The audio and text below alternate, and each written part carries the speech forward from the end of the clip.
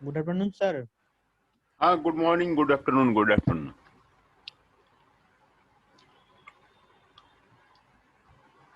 अभी कोई स्टूडेंट आया नहीं है, अभी अकेले आप ही आए हैं। हाँ सर, आ ही जाएंगे, आप धीरे ज्वाइन करेंगे।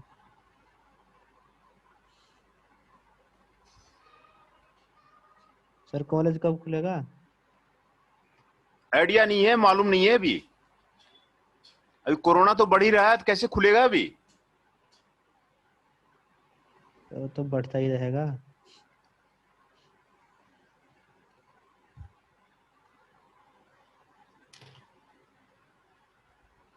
अभी आप कहाँ पे हैं सर, दिल्ली में या घर पे? दिल्ली में ही है। अच्छा सर।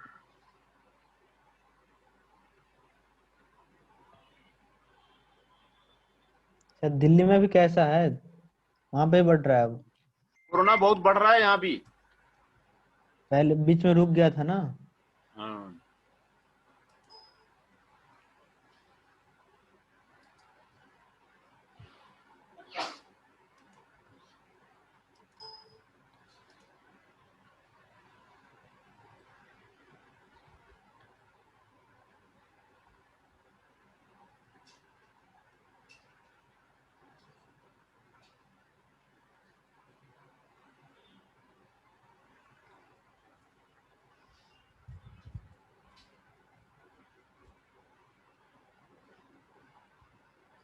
क्लास शुरू कर देते हैं।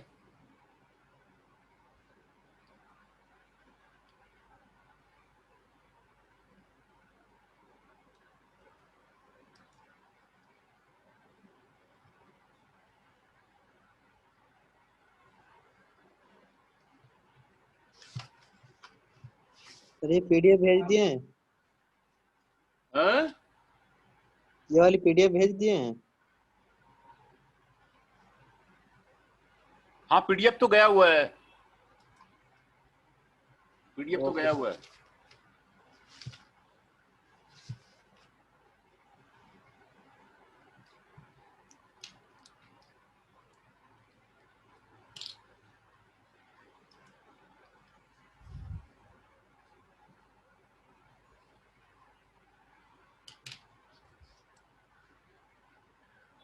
तो अभी different cases of the defences of infringement वो कर रहे थे।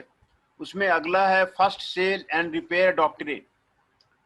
फर्स्ट सेल में कहता है कि first sale doctrine states that if the accuse is reselling an item, अगर कोई आइटम को रीसेल करता है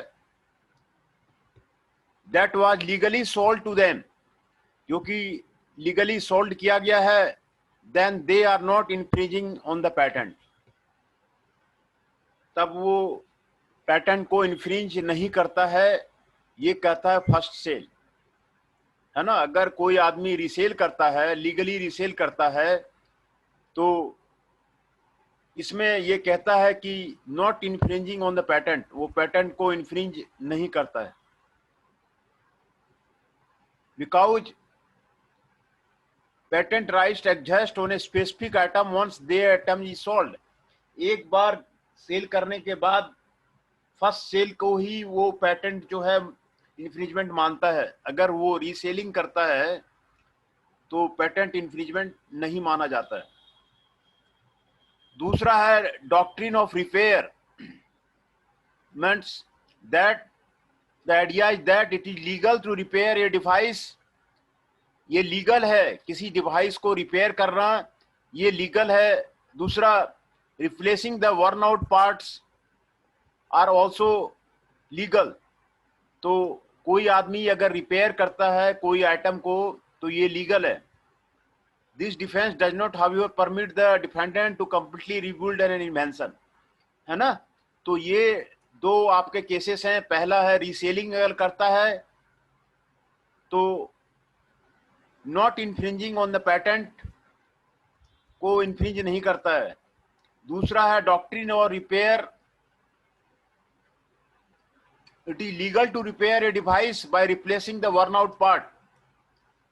ये आपको रिपेयर करना आपको इन्फ्रिंजमेंट नहीं है, this is not the infringement. अगला है patent misuse. The following examples are used to misuse of the patent. Number 1, using it to violate anti trust. अगर एंटी ट्रस्ट करता है, एंटी ट्रस्ट को वायलेट करता है, तो ये मिसयूज का केस आता है पेटेंट में। Using it to crush competition. अगर कंपटीशन को क्रश करता है, मिसयूज करता है, तो ये मिसयूज का केस आता है। Using it to engage in business practices that are unethical like fixing invalidate the patent. अगर कोई बिजनेस प्रैक्टिस करता है जो कि अनइथिकल है, लाइक प्राइस फिक्सिंग करता है, तो ये पेटेंट का मिसयूज है। मिसयूज केस में उसको आपको दर्ज होता है। तो the patent holder knew that their patent could be used for illegitimate, unethical और इलीगल पर्पस। पेटेंट होल्डर जानता है कि उसका जो है इलीगल पर्पस के लिए यूज होता है, तो ये उसको मिसयूज में आता है।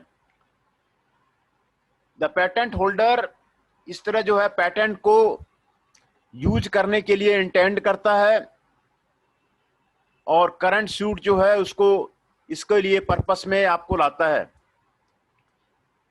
Ineligible subject matter, what are the subject matters are there which are ineligible? So these are the matters which are ineligible और पेटेंटेबल मटेरियल ये आपको नहीं है। नेचुरल लॉज जो है आपको पेटेंटेबल नहीं है।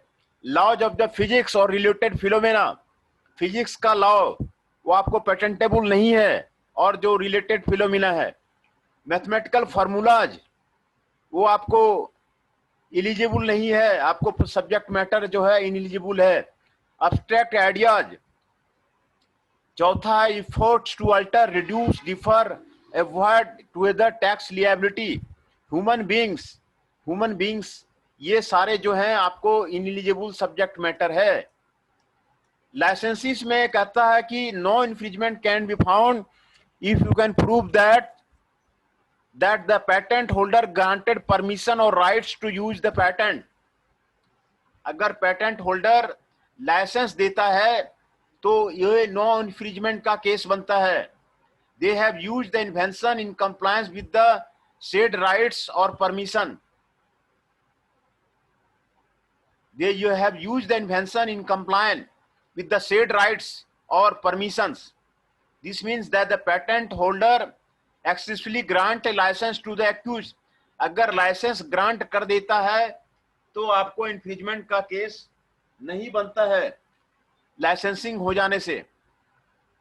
तो यही इसमें कहता है कि अगर लाइसेंस हो जाता है तो आपको इन्फ्रिंजमेंट नहीं होता है। Will focus on the space of the licence in that case are directly between the party, otherwise cover use by the accused arguments, है ना। तो they had an implied licence to use, sell और resell it. An implied licence में be exist if there is no way to use item without alleged infringement. Patent एग्जेक्शन,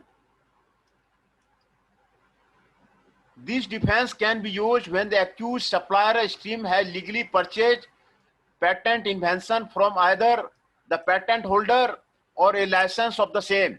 ये patent एग्जेक्शन का case आता है कि अगर पेटेंट होल्डर से legally purchase किया है तो आपको इन्फ्रिंजमेंट का केस नहीं बनेगा। ए लाइसेंस ऑफ द सेम, अगर लाइसेंस रखा हुआ है तो वो आपको करंट लॉ ये कहता है कि आपको वो इन्फ्रिंजमेंट का केस जो है आपको नहीं बनेगा। Supreme court on the several separate occasion upheld this idea. They stated that if an article substantially embodies a patent is legally sold, ये आपको कह रहा है ये। तो ये स्पेशल केस है rules that farmer cannot reproduce patented seeds through the harvesting or sowing without permission of the patent holder, है ना। ये फार्मर के बारे में भी कहता है कि reproduce patented seed for harvesting, can not reproduce the patented seed, patented seed को रिप्रोड्यूस नहीं कर सकता है फॉर द पेटेंट होल्डर। 11वां है estoppel. Estoppel means a party is prohibited from bringing an action against another for one reason और another, है ना। A party is prohibited from bringing an action, estoppel में ए पार्टी को action लेने से मना करता है, प्रोहिबिट करता है, against another for one reason और अनदर, ये पार्टी को मना करता है। There are two forms of the estoppel. पहला है file wrapper estoppel, equitable stripper.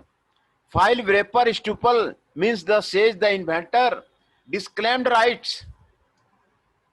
or admitted to any limitation of rights in their patent application, है ना।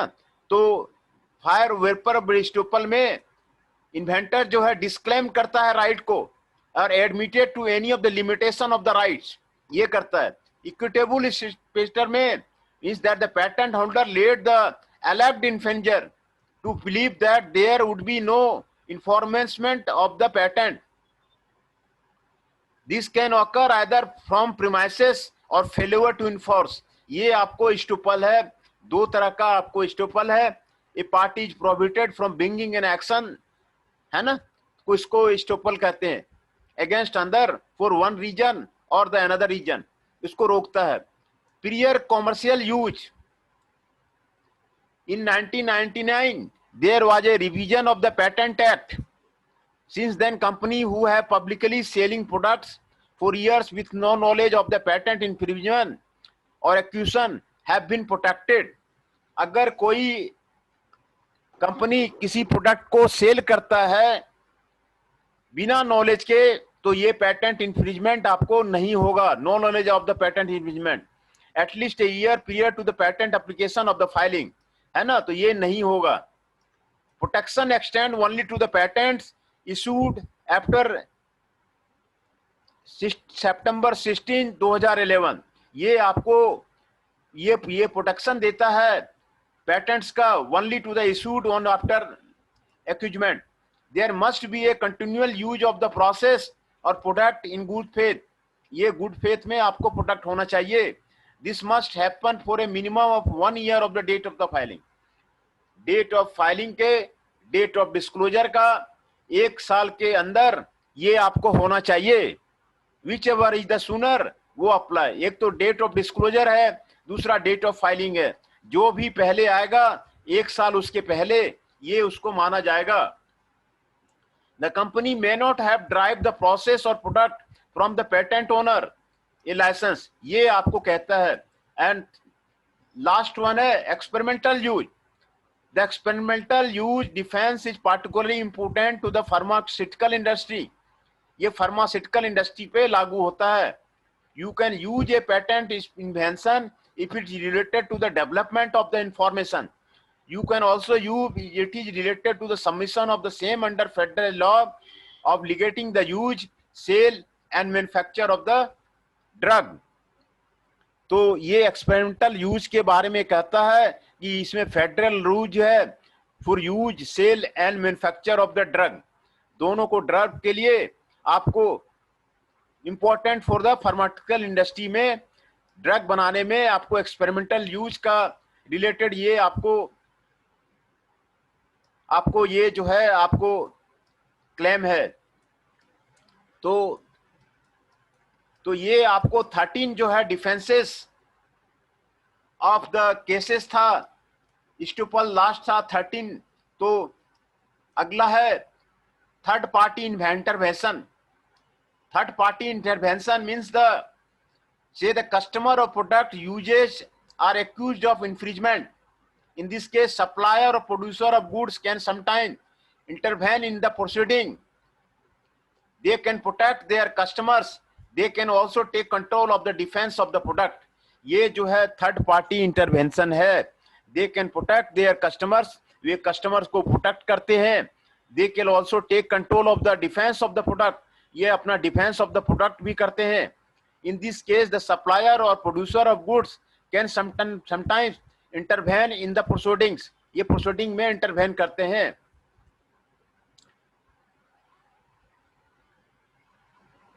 In order to intervene, a claim must be able to stated against the supplier or producer. This is true if a contractual claim is there, breach of implied warranty claim is there.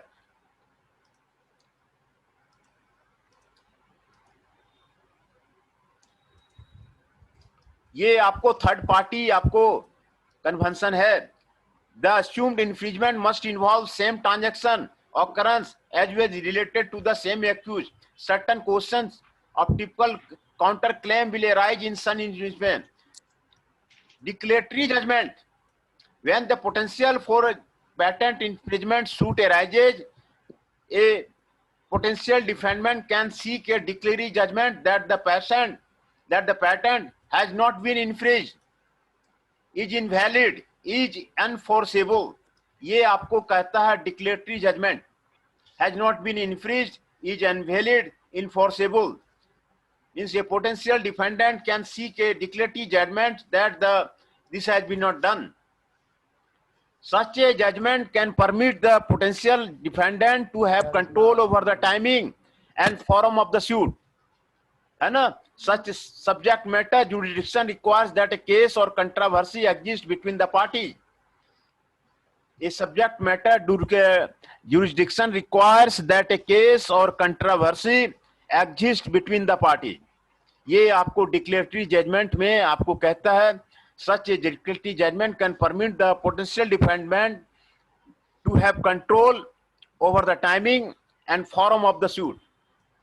Originally, Federal Circuit courts required that a reasonable concern of being sued exists, but since then circumstances have been broadened quite a bit. Now the courts look at whether all of the alleged facts illustrate a significant controversy. More recently, limitations have been added back to the table. A 2012 case found that no judgment jurisdiction existed when the product and technology to be used had not been substantially fixed. ये आपको कहता है, आपको डिक्लेरी judgement में.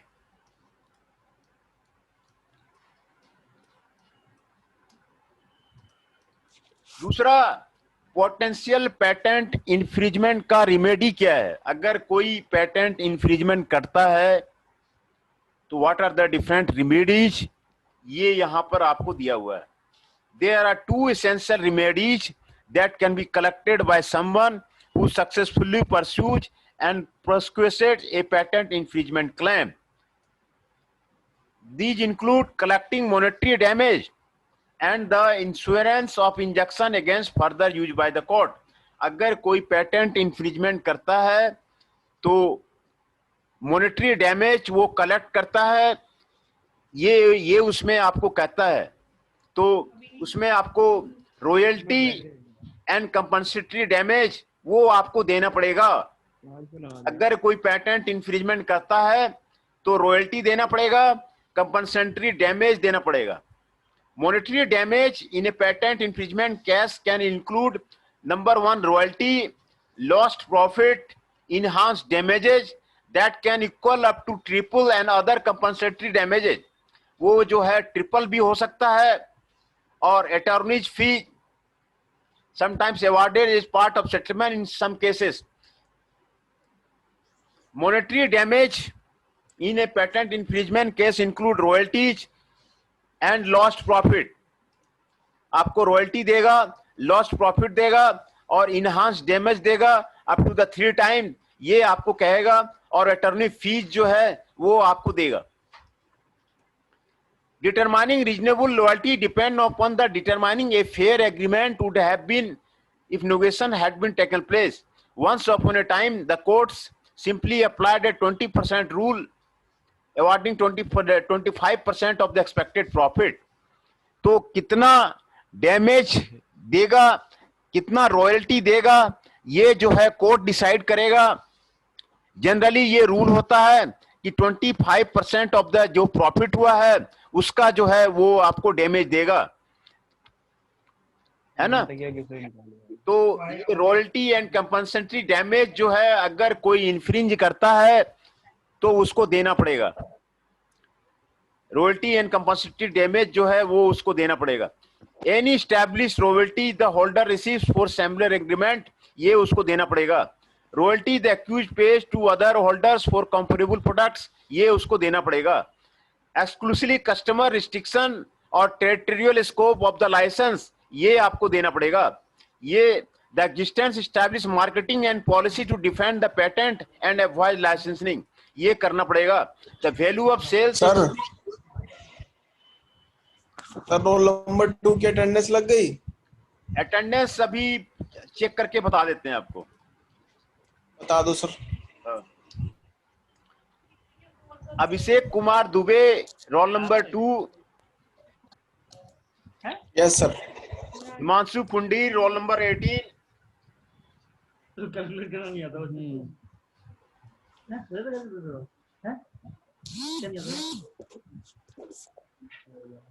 आकाश Pawar roll number 3। Phone में आत्मा आ गई यार। Ankit Sharma roll number 6। Chandan Shah roll number 8। Himanshu roll number 17। Hriday role number 19। 21 - 9 12 हो गया।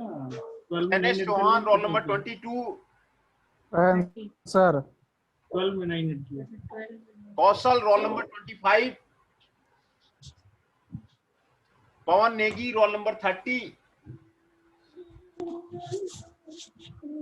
Rishabh Nayak roll number 54। हम्म,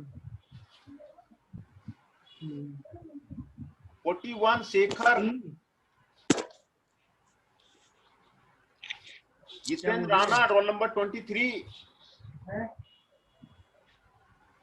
कार्तिक रोल नंबर 24।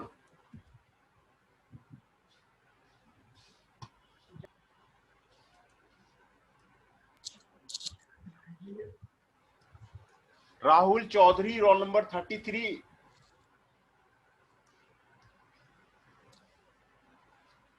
मैं सबका फिर से अटेंडेंस बोल देता हूं। Rahul Chaudhary roll number 33, Kartik roll number 24, Jitendra Rana roll number 23, Shekhar roll number 41, Rishabh Nayak ji roll number 54, Pawan Negi ji roll number 30, Kaushal ji roll number 25, Jainesh Chauhan ji roll number 22, Hriday ji roll number 19, Himanshu Pudin ji roll number 18, Himanshu roll number 17, Chandan Shah roll number 8, Ankit Sharma roll number 6, Akash Pawar ji roll number 3, Abhishek Dubey ji roll number 2। ये 15 participants आज आए हुए हैं।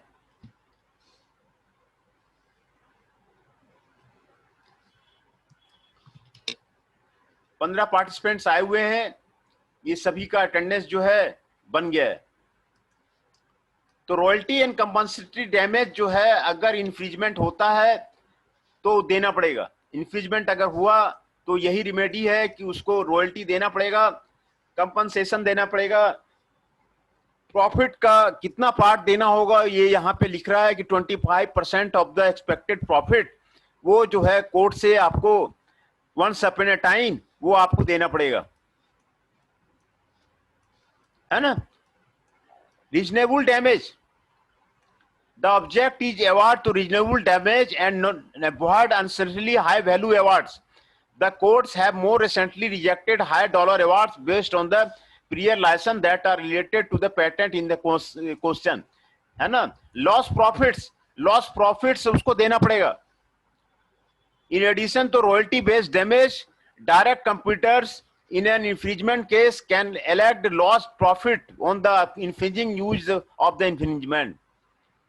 जब invention का infringing use कोई करेगा तो जितना लॉस हुआ कंपनी को वो लॉस प्रॉफिट जो है वो उसको देना पड़ेगा।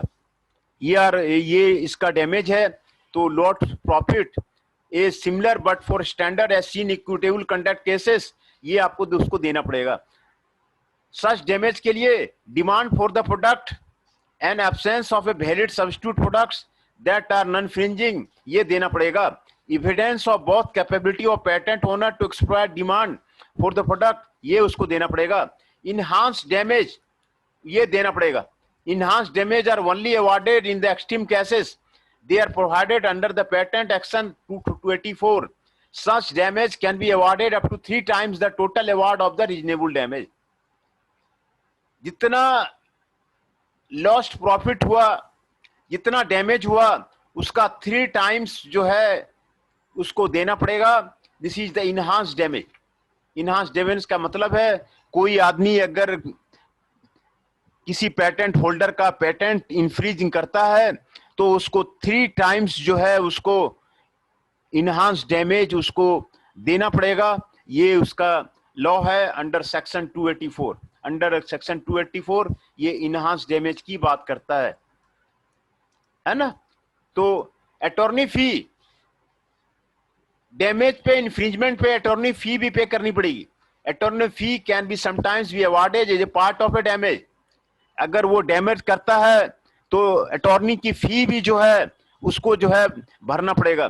This is due to the involving the wilful infringement, inequitable conduct, the use of the bad tactics for allegation. Attorney fee भी जो है उसको भरना पड़ेगा। अगर वो इन्फ्रिंजमेंट करता है तो अटॉर्नी फी भी उसको देना पड़ेगा। Injunction, apart from a relief in the patent case in which the courts exclude further use of the patented invention without using express permission, this is a form of a preliminary or permanent injunction. Injunctions are not automatic, they require a number of factors to be established. Injury suffered by the patent holder, injury suffered by the patent holder, patent holder का जो injuries हुआ वो उसको देना पड़ेगा। Alternate adequate remedies including monetary damage वो देना पड़ेगा। Potential hardship of the accused ये उसको देना पड़ेगा। Any damage to the public interest ये भी आपको उसको देना पड़ेगा। तो ये सारी व्यवस्था है। इन्फ्रिंजमेंट को देना पड़ेगा। हाँ, ये जो इन्फ्रिंज करेगा और कोर्ट में अगर ये आपको अगर साबित हो जाता है कि उसने इन्फ्रिंज किया है तो उसको ये डैमेज जो है उसको देना पड़ेगा, है ना। तो ये यही इसमें आपको बता रहा है।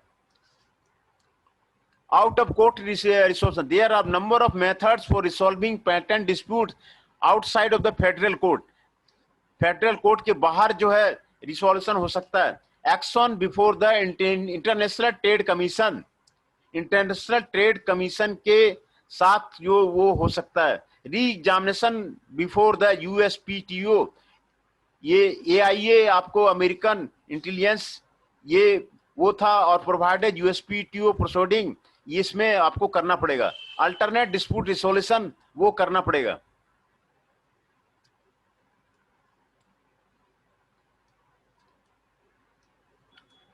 री एग्जामिनेशन के लिए a patent holder and any third party can ask the USPTO for to re-examine the patent validity based on the existence of the prior art.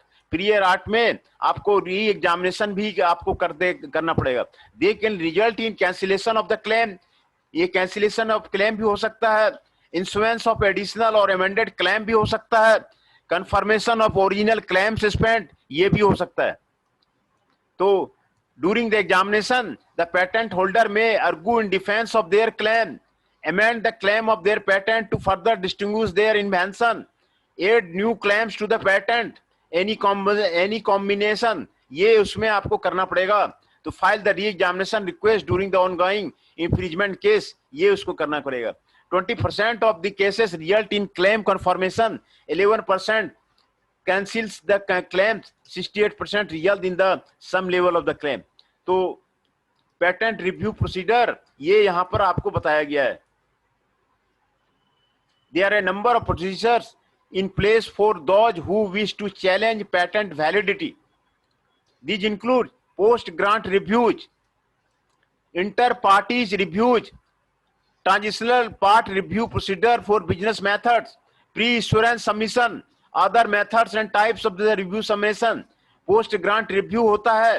Post grant review में ये थर्ड पार्टी चैलेंज करता है validity को affecting the filing date, ये उसका होता है। Such a position as a held to demonstrate like in minimum one claim is unpatentable an unsettled or novel issue exists that is granted to other patents or application. Post grant reviews and litigation, if someone provisionally challenge the validity of a patent in the court, they may not be petitioned for a post grant review. The exception of this challenge validity is one of the result of the counter claim.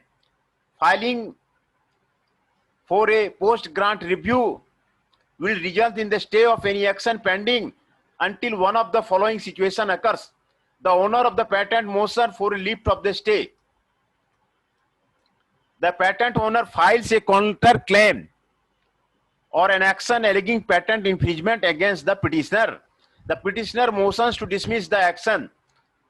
तो ये आपको कह रहा है inter parties re examination, interprets re-examination procedure allowed the requester to stay involved with the proceedings. This has now been replaced what is called interpretage review. ये उसमें interpretage review में आपको आता है. Before this time, requester was required only to demonstrate the existence of the substantial new patentability question. Interpretage review, ये आपको 2012 में interpretage examination were eliminated and replaced with a new interpretage procedure for review. ये उसमें आपको आता है. और before the USPTO to be जो है इसको आपको क्लेम के लिए आपको बोलता है अपन agreement all parties involve USPTO will terminate an inter party review, ये उसमें आपको आता है.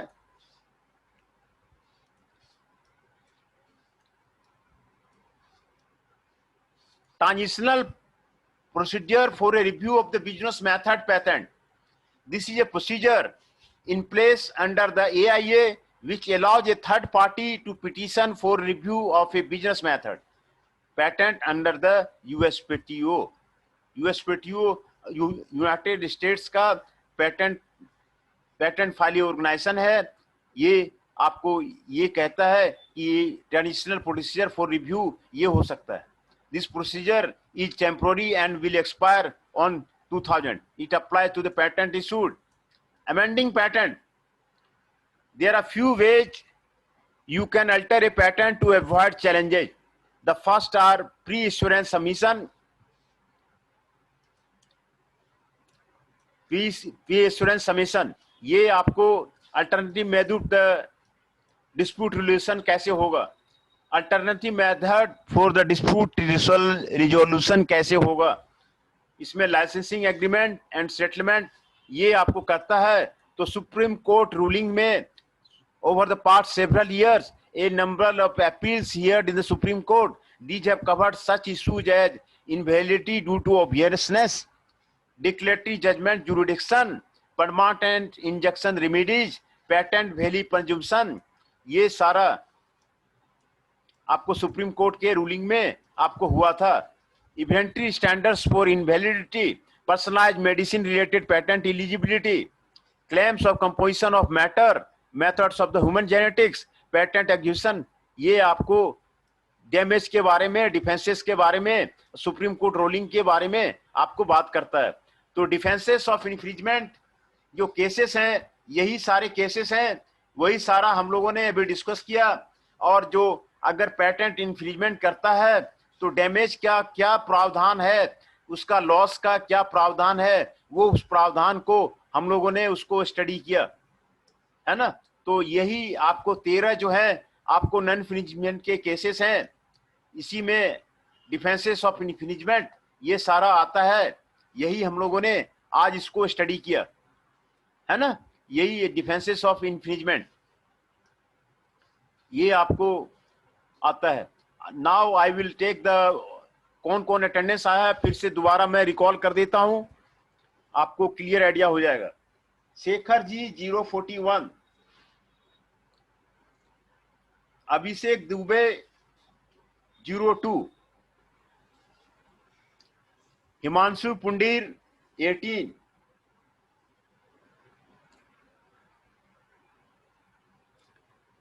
आशीष roll number 52,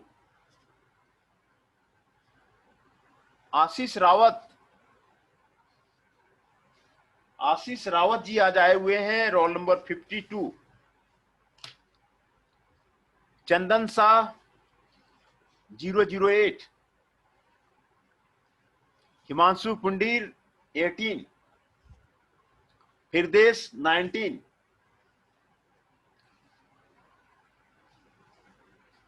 Jainesh Chauhan 22, Kaushal roll number 25, Pawan Negi roll number 30,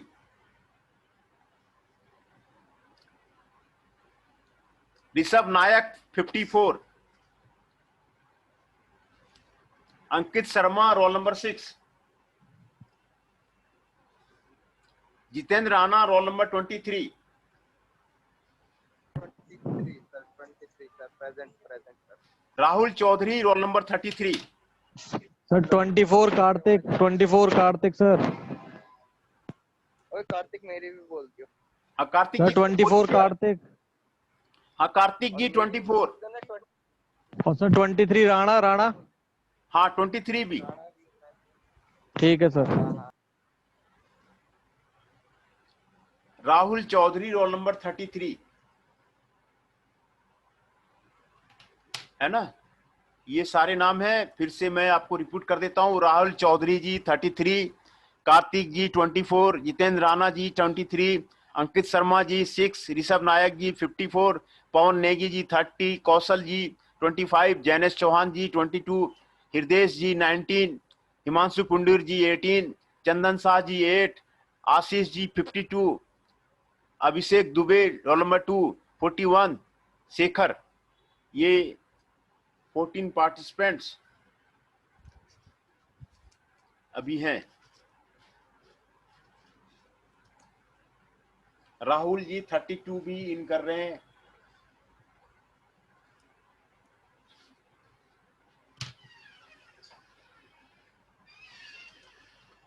तो डिफेंसेस ऑफ इन्फ्रिजमेंट, आपको यही 13 डिफेंसेस ऑफ इन्फ्रिजमेंट था, उसको फिर से मैं आपको रिवीजन कर दे रहा हूं। जनरल डिफेंसेस में general defences, individual defences, class defences. Individual defences में a specific claim has no border effect. एक पार्टिकुलर पर्सन जो उसको डिफेंस करता है, इन्फ्रिंज करता है, उसका डिफेंस होता है। जनरल में इंटायर पैटर्न को कॉपी कर लिया है, उसका डिफेंस होता है। This can be distressed to the patent holder, वो पैटेंट होल्डर को डिस्ट्रेस्टेस कर देता है, तो इसको जनरल डिफेंस माना जाता है। ये क्लास डिफेंस में a entire group of the people are involve from infringement claims, तो इसको क्लास डिफेंस बोलते हैं। Entire group of the people are involve, तो इसको क्लास डिफेंस बोलते हैं। एक स्पेसिफिक यूजर जब होगा तो इंडिविजुअलाइज्ड डिफेंस बोलते हैं, और अगर इंटायर पैटेंट का इनविजिलेट करता है तो इसको जनरल डिफेंस बोलते हैं।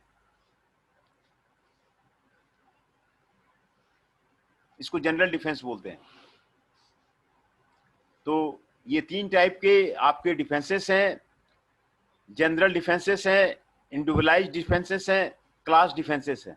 क्लास डिफेंसेस में an entire group of people from infringement claims में आपको आता है all people in the general, तो आपको ये रीजन वाइज आता है। Entire people of a company, entire people of a some region, ये आपको क्लास डिफेंस आता है।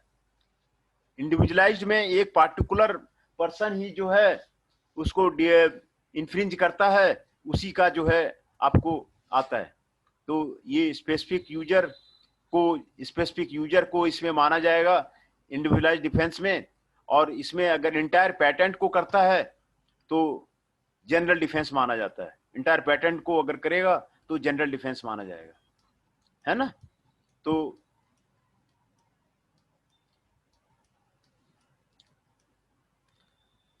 पहला केस था नन इन्फ्रिजमेंट का केस है, ये सबसे ज्यादा होता है।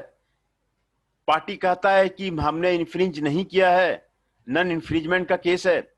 or it claims that the product or process in question is not the same as the one protected by the patent. Non infringement का केस ज्यादा आता है और उसमें यही होता है कि पार्टी कहता है कि हमने इन्फ्रिज नहीं किया है और उसके प्रोटेक्टेड पैटेंट को वो गलत इल्जाम लगा रहा है. इसमें ज्वाइंट और डिविडेंट आता है आपको. डिविडेंट इन्फ्रिजमेंट और joint infringement can be used as a defence strategy for the non infringement. इसमें वो more than one party is involve in accuse infringement, तो ज्वाइंट इन्फ्रिजमेंट उसको बोलते हैं. More than one party is involve तो इसको joint infringement बोलते हैं, है ना.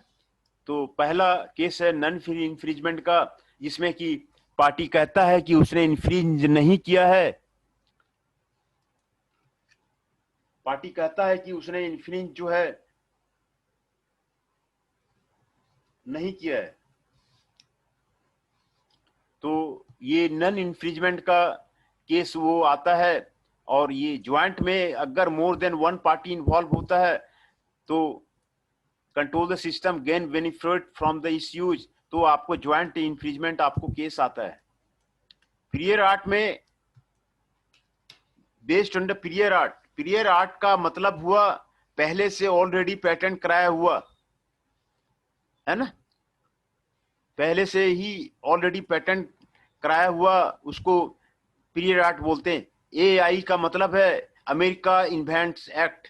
अमेरिका इन्वेंट एक्ट को एआई बोलते हैं.